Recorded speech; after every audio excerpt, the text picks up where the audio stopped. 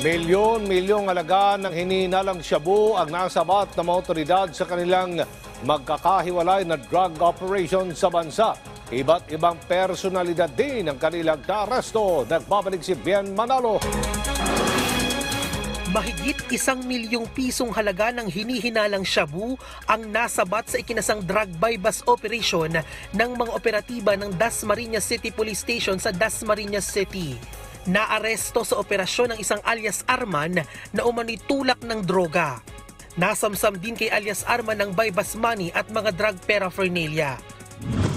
Kalaboso naman ang 2 drug suspect sa anti-drug operation ng Regional Police Drug Enforcement Unit ng PRO7 sa Cebu City.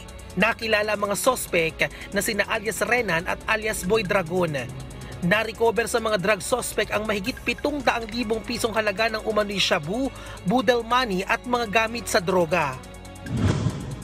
Tiklo ang 5 drug suspect kabilang ang isang regional target personality sa buy-bust operation ng PIDEA Zambales sa Subic Town.